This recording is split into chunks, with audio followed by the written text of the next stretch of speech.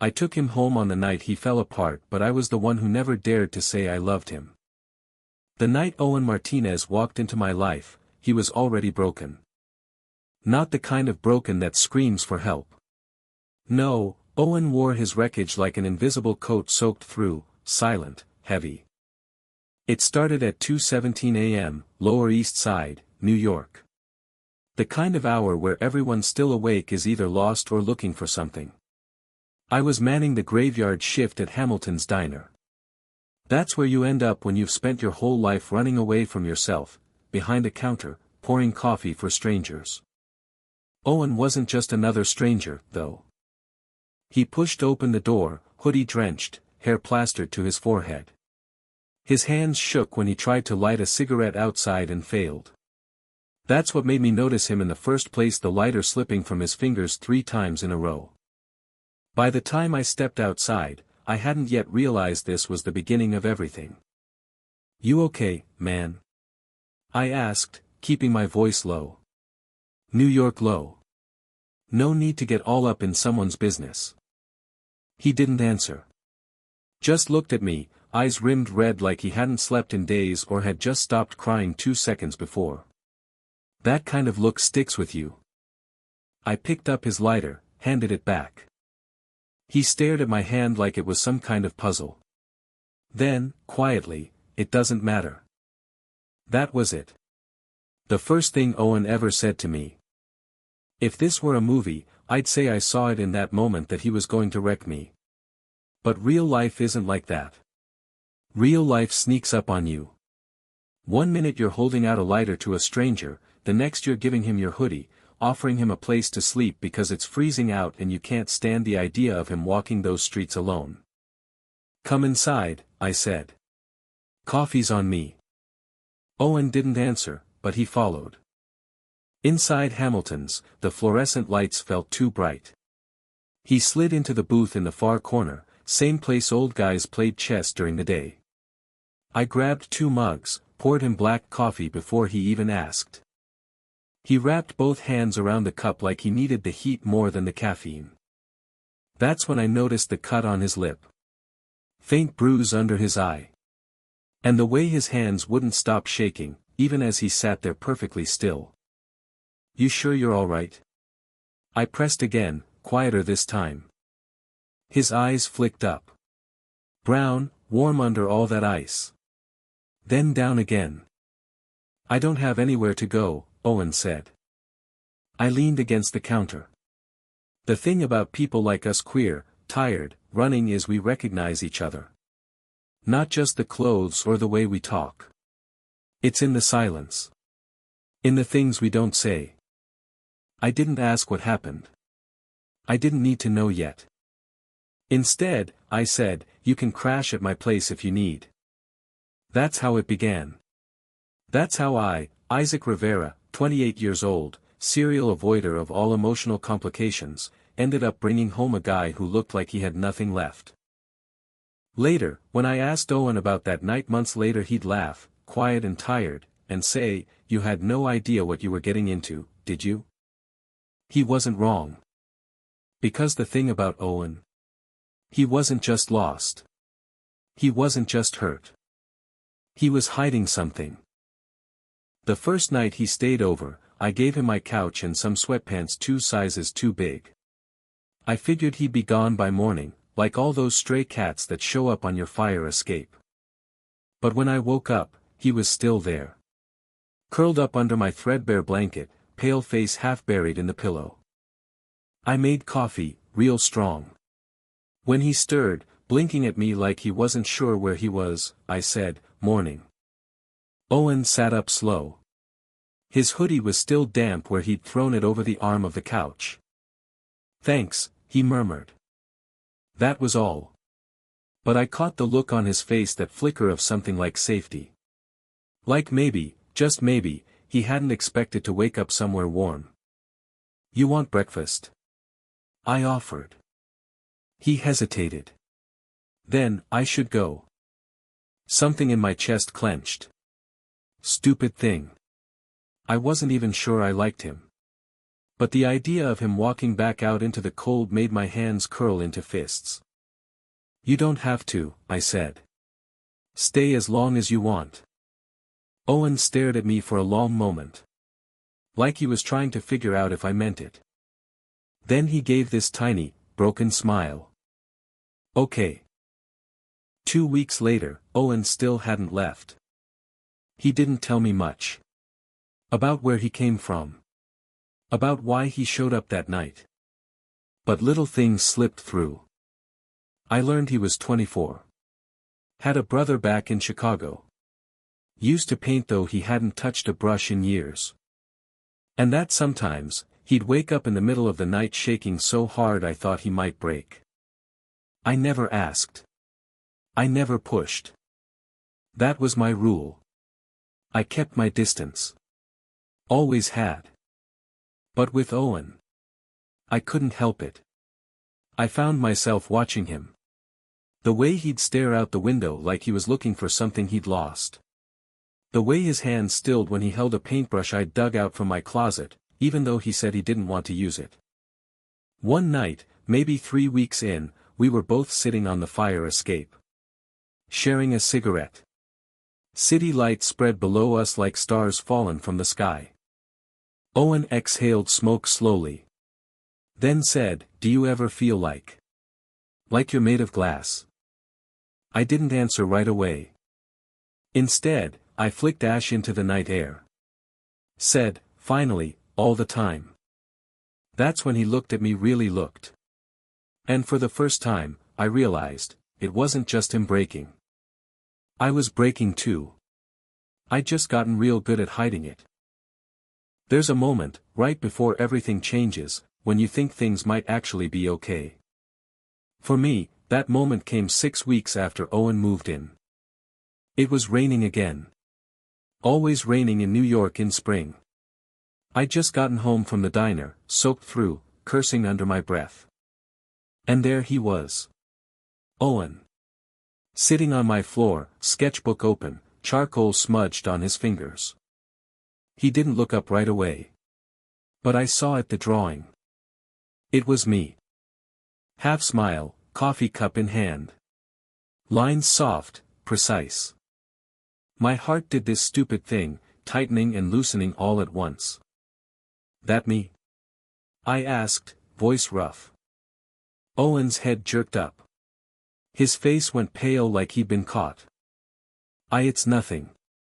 But it wasn't nothing. It was everything. Because that was the moment I realized I wasn't just helping him. I wasn't just some guy who gave a stranger a couch. I was in love with him.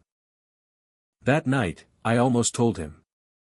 Almost said the words I'd never let myself say to anyone before. But before I could, he was gone. Door left open, hoodie missing. No note. Just silence. And me, standing there like a fool. Knowing, somehow, I'd already lost him before I'd even had the chance. When someone disappears in New York, it doesn't feel like a drama. It feels like a quiet fact. People vanish. Into trains, into crowds, into night. But Owen wasn't just anyone. The first night after he left, I didn't sleep. I sat on the couch, staring at the door, waiting for it to open again. It never did. By morning, my apartment smelled like cold coffee and ash. By day 3, I'd convinced myself he was fine. That this was normal for people like us, people who lived on the edge of things. Flowed in, flowed out. Still, I kept looking for him. At work, every customer who walked in made me glance up, just in case. Out of the corner of my eye, I'd catch dark hair, a hoodie, and my chest would twist up sharp. But it was never him. One night, maybe a week later, I found myself back on the same street where I'd first seen him. Same spot outside Hamilton's, lighter in my pocket, cigarette between my fingers. Maybe I thought he'd show up again like nothing had happened. Instead, someone else did. A guy in his early 30s, rough beard, tired eyes. He stood next to me like we knew each other, even though we didn't. You looking for Owen? He asked casually, as if it was nothing. My stomach dropped. Who's asking? The guy shrugged. Name's Nate. I work at the shelter on 14th. He crashes there sometimes. Thought maybe you were one of his. One of his. Like there was a whole trail of us people Owen left pieces of himself with. I swallowed, throat dry. You seen him lately? About 2 nights ago. Didn't look great. Got into it with some guy outside. You know how it is. I didn't. But I could imagine. Owen, jaw clenched, fists tight, throwing himself into a fight he couldn't win just to feel something. I flicked my cigarette onto the sidewalk. If you see him again, I said, voice rough, tell him Isaac's looking for him. Nate nodded like he understood. But he didn't. Nobody did. That weekend, it rained again. I walked aimlessly through the city, hood up, headphones in, like a ghost haunting my own life. That's when I saw him. Owen. Across the street, near Union Square. Hoodie soaked, eyes hollow. Before I could think, I was running. Traffic blared behind me as I dodged cars, shouting his name like some kind of idiot. Owen. He flinched when I grabbed his arm. For a second, I thought he might bolt. But then he saw it was me. His face crumpled. Just for a moment. Like all the walls he'd built up finally cracked. He started, voice hoarse. I didn't mean to. Don't, I cut in. Don't say sorry. Just come home. He shook his head. You don't get it, Isaac. I can't. I mess everything up. I didn't want you to see me like this. My hands tightened around his arms. I could feel how thin he'd gotten. Like he'd been living on nothing but coffee and anger since he left. I already saw you like this, I said. That night. And I didn't care then. I don't care now. His eyes closed. And then, finally, he nodded. Back at my apartment, it felt both exactly the same and completely different. Owen sat on the edge of the couch, silent. His hoodie clung to him like a second skin. I made him tea instead of coffee. Set it down in front of him without a word. When he didn't touch it, I sat down beside him. You want to tell me what's really going on? I asked, quieter now. Owen didn't look up. His voice was barely there when he spoke. My brother died. That hit harder than I expected. I swallowed. Shit, I said, because there wasn't anything better. When? 6 months ago. His fingers tightened in his lap. Overdose. I sat still, breathing slow. He was the only family I had, Owen said. We weren't even talking. I didn't answer his last call. Found out from a cop. Silence stretched between us. It wasn't hard to imagine. The guilt. The weight. But hearing it made everything click. The way Owen would freeze when his phone rang. The sketchbooks he left half-finished. The nights he couldn't sleep. Why didn't you tell me before? I asked. He shrugged helplessly. Didn't want to be that guy. The one everyone has to fix. I let out a rough laugh. Not because it was funny, but because it hurt. You idiot, I said, voice breaking just a little. You already were that guy. His head jerked up. Eyes shining, raw. And before I could stop myself, I reached over. Pulled him in. Owen came apart in my arms. Shoulders shaking. Hands fisting in my shirt. Like he'd been holding it all in for too long. I didn't say anything. Just held him. Let him cry until there was nothing left. Later, when he finally pulled back, his face was a mess. Sorry, he muttered. Stop saying that, I said. You don't have to. He nodded once, slow. Like maybe he believed me. And for the first time, I let myself believe it too. That maybe I wasn't just keeping him from falling. Maybe I was falling too. The next few weeks felt like building something from scratch. Slow. Careful. Owen stayed. Not just physically. Really stayed. He started painting again. Nothing big, just little sketches on torn paper. But it was a start. And me? I stopped pretending I wasn't in love with him. I didn't say it. Not yet. But it was there in everything I did. Making him breakfast. Keeping a clean hoodie folded on the couch. Leaving little notes when I left for work. Things I'd never done for anyone else. One night, we were both sitting on the fire escape again. No cigarettes this time. Just the city below us, pulsing with light. Owen leaned against the railing, eyes half closed. I keep waiting for it to go wrong, he said quietly. What? This. Us.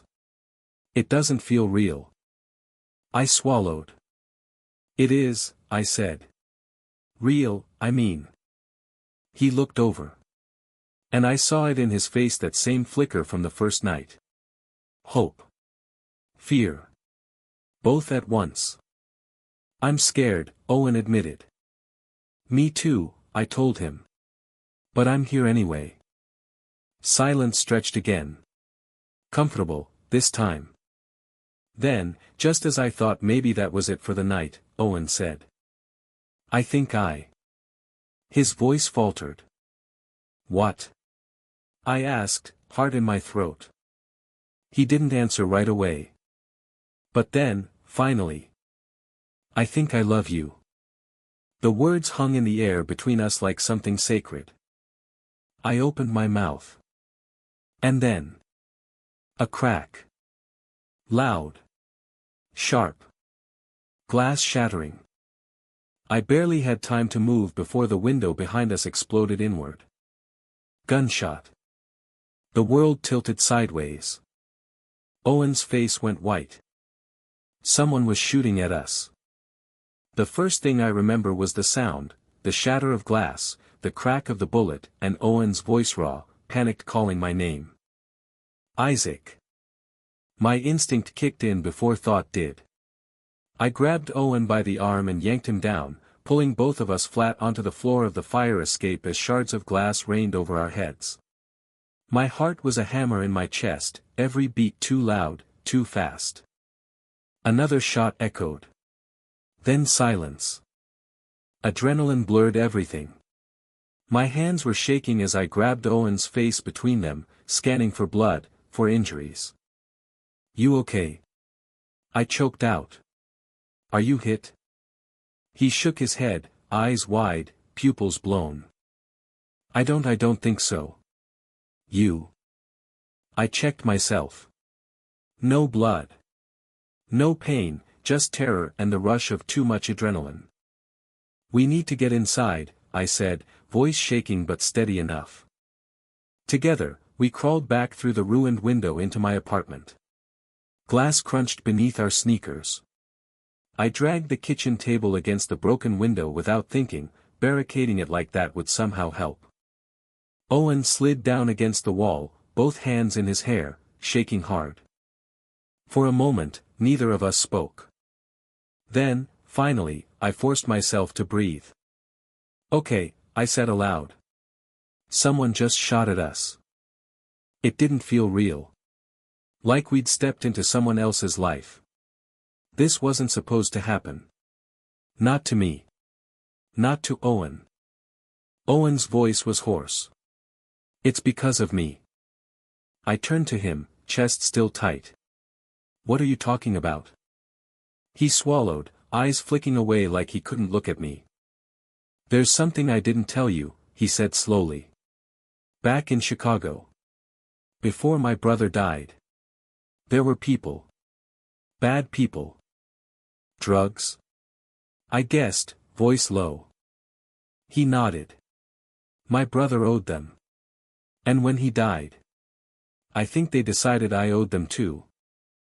I exhaled, knuckles white against the table edge. And you didn't think to mention this before now? I didn't think they'd follow me here. Owen burst out. I thought if I ran far enough, they'd let me go. God. I should have known. The way he flinched at loud noises. The nights he stayed up staring out the window. It wasn't just grief. It was fear. Before I could say anything else, there was a knock at the door. Both of us froze. My heart stopped dead. Then I heard Ida's voice. NYPD. Open up. For a moment, I didn't move. My mind raced. Could it be real? Or some setup? But then I glanced through the peephole. 2 uniforms. Real badges. I let out a shaky breath and opened the door. The officers stepped inside, guns already holstered. One of them, a woman with sharp eyes and a square jaw, looked around the apartment. We got a call about shots fired, she said. You two okay? Owen stayed silent. I swallowed. Yeah, I managed. Someone shot through the window. Her eyes flicked to the broken glass. She muttered something into her radio. Names? Isaac Rivera, I said. This is Owen Martinez. That was the first time I'd said his full name out loud. It felt heavier than I expected. Any idea who might want to hurt you? The officer asked, pulling out a small notepad. My eyes flicked to Owen. His face was pale. He didn't answer. So I did. Yeah, I said. Maybe. The police stayed for hours. Crime scene tape. Questions. Flashlights sweeping through my tiny apartment like it was something bigger than it was. At some point, they pulled me aside. Asked if Owen was mixed up in anything dangerous. I wanted to lie. To protect him. But I didn't. I told them everything I knew. Or at least, enough of it. When they finally left, the sun was starting to rise over the city skyline. Pale orange bleeding into gray. I found Owen sitting on the couch, staring at his sketchbook. He didn't look up when I walked over. Hey, I said, voice raw. You okay? He shook his head once. I should go, he whispered. No. Owen's eyes finally met mine. And I saw it, their fear, yes. But something else too. Defeat. I don't want to drag you into this, he said. You didn't sign up for any of it. I knelt in front of him, heart pounding. Yeah, I said quietly. I did. He stared. And for the first time, I let myself say it. I love you, Owen. The words felt like breaking glass. Sharp. Honest. Owen's breath caught. For a second, I thought maybe he wouldn't say it back. But then his hand came up. Shaky. Fingertips against my cheek. I love you too, he said. And it was the clearest thing I'd ever heard. We didn't sleep. Instead, we sat together, backs against the wall, listening to the quiet hum of the city waking up. Around 9, I called out of work. Told them I wouldn't be in for a few days. Then I made coffee. Strong. Black. Owen drank his slowly, hands steady now. What happens next? He asked. I exhaled. We figure this out, I said. Together. The next few days were a blur. We stayed low. Kept the lights off after dark. Changed up our routines. Owen started painting again. Really painting. Huge canvases, filling my living room until there was barely space to walk. They were beautiful. Raw. Honest. One night, I found him asleep in front of one. Brush still in hand. I covered him with a blanket. Watched him breathe. And I realized something. As scared as I was, I didn't want to go back. I didn't want my life from before. I wanted this. Him. Us. No matter what. The police came back on a Thursday. Detective Vega. Mid-40s. Sharp suit. Tired eyes.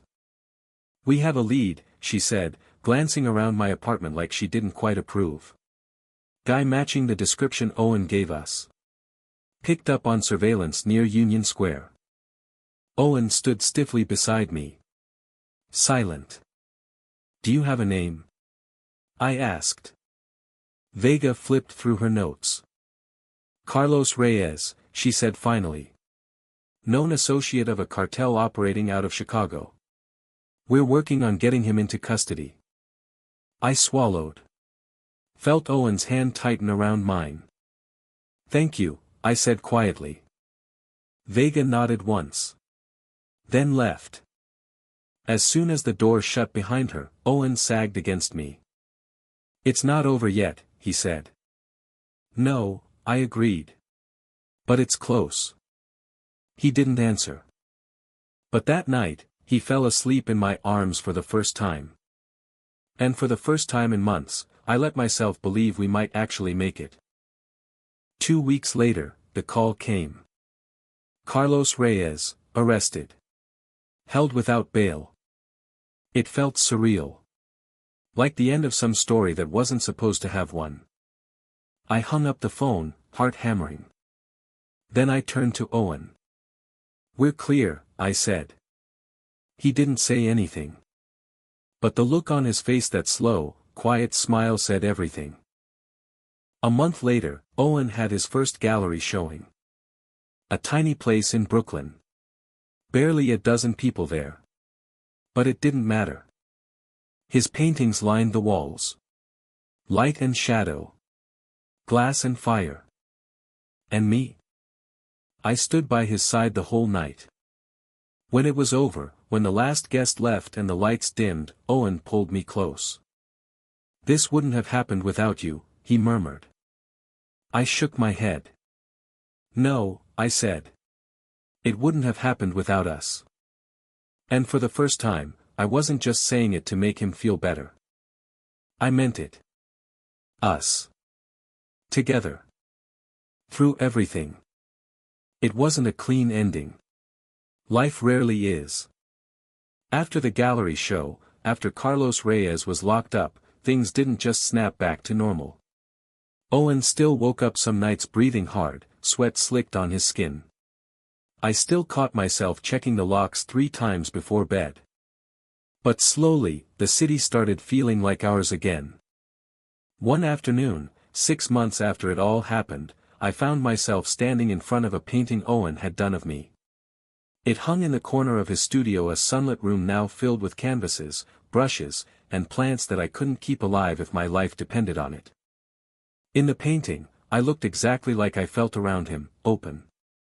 Unafraid.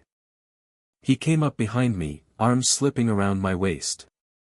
"You look at that thing more than I do," he teased softly. I leaned back against him. His chin rested on my shoulder. It felt so easy now. Like breathing.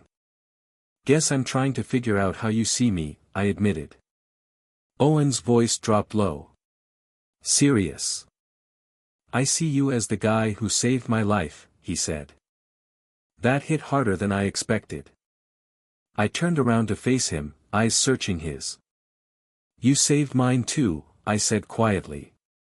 For a long moment, we just stood there.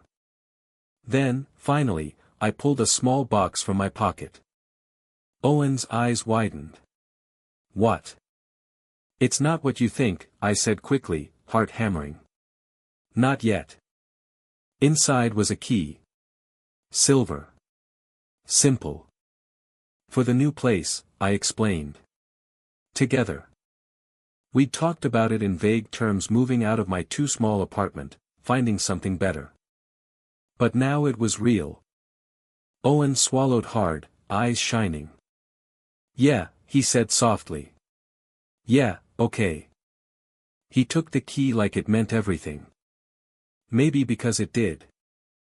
2 weeks later, we moved into a second-floor walk-up in Brooklyn. Big windows. Hardwood floors. A little balcony just big enough for 2 chairs.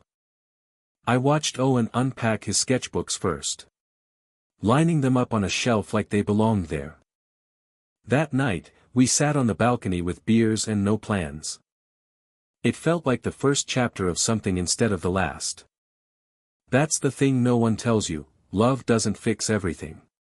It doesn't erase the past. But it makes the future possible. The last time I asked Owen about his brother, it was late. Quiet. The kind of quiet that only happens between 2 people who know everything about each other. We were lying in bed. Rain tapping against the window. "Do you miss him?" I asked, voice rough with sleep. Owen didn't answer right away. Then, "Yeah. Every day." I traced my fingers along his arm, slow. "But I think he'd want me to be happy." Finally. "You are?" I asked. Owen turned toward me, eyes soft in the dark. "With you?" "Yeah." I kissed him then. Slow. Certain. Because I believed him. For the first time, I really believed. 1 year later, we went back to Chicago. Owen hadn't been since his brother's funeral. He didn't say much on the flight, just held my hand so tight my fingers went numb. We stayed in a small hotel near his old neighborhood. Walked the streets together, quiet. At one point, we stood outside his childhood apartment building. Gray brick. Rusted fire escapes. "This is where it started," he said softly. I didn't need to ask what he meant. After a long moment, Owen pulled out a sketchbook. Started drawing, right there on the sidewalk. And I realized, he wasn't just visiting old ghosts. He was letting them go. When we got back to New York, things felt lighter somehow. Easier. One night, maybe 6 months after the trip, we were both sitting on the couch. I had my laptop open, working on bills. Owen was sketching. Nothing unusual. But then he cleared his throat. When I looked up, he was holding out a box. Small. Black. Velvet. My heart stopped. "Owen." He didn't say anything. Just opened it. Inside was a ring. Simple. Silver. No diamonds. Nothing fancy. But perfect. I stared at it like it wasn't real. "You don't have to," Owen said quickly. "If you're not ready." I cut him off by pulling him into a kiss. "Yes," I said against his lips. "God, yes." And just like that, everything came full circle. From strangers in the rain to this. A promise. A future. 6 months later, we got married. It wasn't big. Just friends, family, a tiny rooftop in Brooklyn with string lights overhead. I wore a suit. Owen wore one too darker, sharper. When he walked down the aisle toward me, I swear it felt like the whole world stopped. There were tears. Laughs. Owen's voice shaking when he said, "I do." And mine, breaking just a little when I said it back. After, we danced. Slow. Quiet. No big speeches. No drama. Just us. Together. Always. Now, when people ask how we met, we don't tell them everything. We just say, a diner in New York. But sometimes, late at night, we sit on the balcony of our apartment, the one with the big windows and too many plants. We light a cigarette. Share it, even though we're both trying to quit. And we remember. The night it all started. The night Owen fell apart. And the night I realized I'd been waiting my whole life to love someone like him. That's the thing about love, it doesn't show up when you're ready. It shows up in the middle of the night, in the middle of a storm, when your hands are shaking and you don't know if you'll make it through. But if you're lucky, it stays. Even after everything. Especially after everything. The end. If you find it interesting, please like and subscribe to follow the next stories.